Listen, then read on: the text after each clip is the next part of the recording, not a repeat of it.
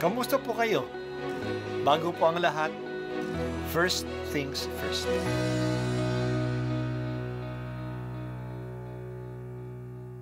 Good morning po.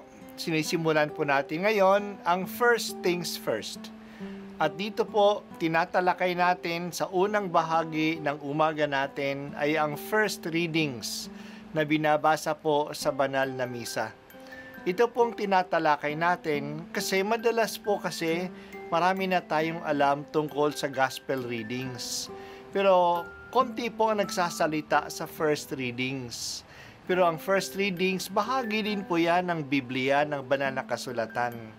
Kaya susubaybayan po natin ang mga first readings, basahin po natin at kuminsan kailangan ng basahin ng 2 o 3 beses bago maintindihan kasi hindi po tayo familiar sa mga istorya at sa mga kaisipan na tinatalakay dito. Ang pagbasa mula sa aklat ng Exodo noong mga araw na iyon, nang makarating sa Faraon ang balita tungkol sa pag-alis ng mga Israelita, nagbago siya ng isip pati ang kaniyang mga tauhan. Sinabi nila, "Bakit natin pinayagang umalis ang mga Israelita? Di wala nang maglilingkod sa atin." Ipinahanda ng Faraon ang kaniyang mga karwaheng pandigma at kaniyang mga kawal. Ang dala niya ay 600 piling karwaheng pandigma, kasama ang lahat ng karwahe sa buong Ehipto. Bawat isa'y may sakay na punong kawal. Ang Faraon ay pinagmatigas ng Panginoon at hinabol niya ang mga Israelita na nooy naglalakbay na sa pamamatnubay niya. Hinabol nga ng mga Ehipsyo ng mga kawal ng Faraon, sakay ng kanilang karwahe. Inabot nila ang mga Israelita sa tabing dagat malapit sa Pi-hahirot sa tapat ng Baal-zephon. Pinagharian ng matinding takot ang mga Israelita nang makita nilang dumarating ang Faraon at ang mga Ehipsyo, kaya dumaing sila sa Panginoon. Sinabi nila kay Moises, "Wala na bang mapaglilibingan sa amin sa Ehipto? Kaya mo kami dinala sa ilang para dito mamatay? Inalis mo kami sa Ehipto, tingnan mo ang nangyari. Hindi ba't bago tayo umalis ay sinabi na namin sa iyo na ganito ang aming sasapitin? Sinabi na namin sa iyo na huwag na kaming pakialaman at pabayaan na kaming manatiling alipin ng mga Ehipsyo sapagkat ibig pa namin ang manatiling alipin kaysa mamatay dito sa ilang." Sumagot si Moises, "Lakasan ninyo ang inyong loob. Huwag kayong matakot. Tingnan na lang ninyo kung paano kayo ililigtas ng Panginoon. Hindi na ninyo makikita uli ang mga Ehipsyong iyan. Ipagtatanggol kayo ng Panginoon. Wala kayong gagawin anuman." Sinabi ng Panginoon kay Moises, "Bakit mo ako tinatawag? Palakarin mo ang mga Israelita. Itapat mo sa ibabaw ng dagat ang iyong tungkod. Mahahati ang tubig at matutuyo ang lalakaran ninyo.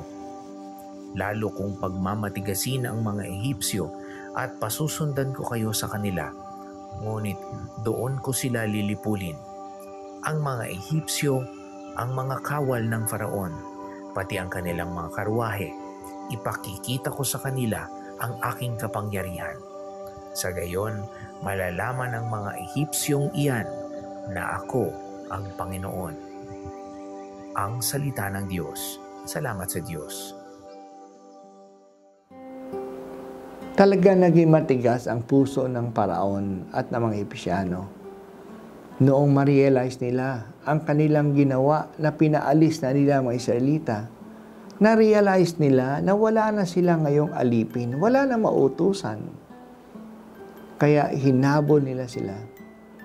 Ginamit nila ang pinakabagong paraan ng pandigma, ang 600 mga karwaheng pandigma.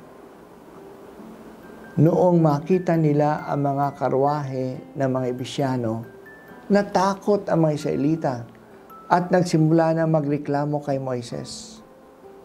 Madalas natin mapapakinggan ang pagrireklamo ng mga Israelita sa kanilang paglalakbay. Reklamador sila. Ito ay tanda ng kakulangan nila ng pananalig sa Diyos. Parang hindi alam ng Diyos ang nangyayari sa kanila. O kaya hindi siya nababahala sa kanila. O ang masama pa, may balak siyang laban sa kanila.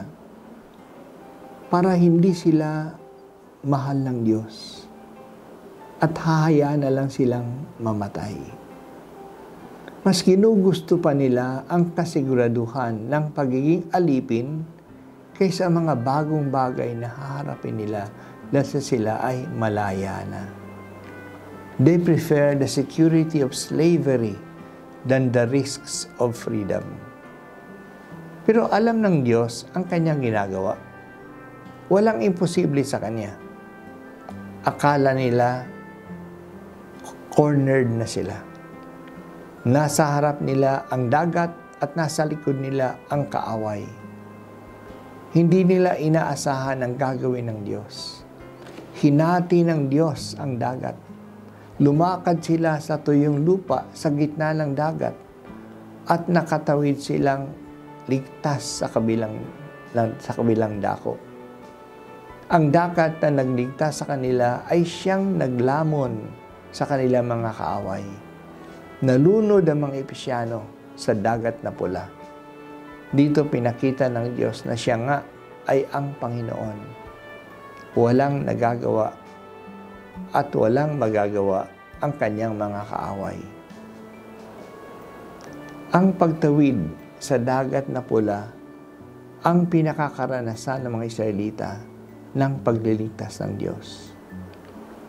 Ginagamit ng Diyos ang tubig ng dagat at takot ang mga Israelita sa dagat kasi sila ay mga pastol at hindi mangingisda.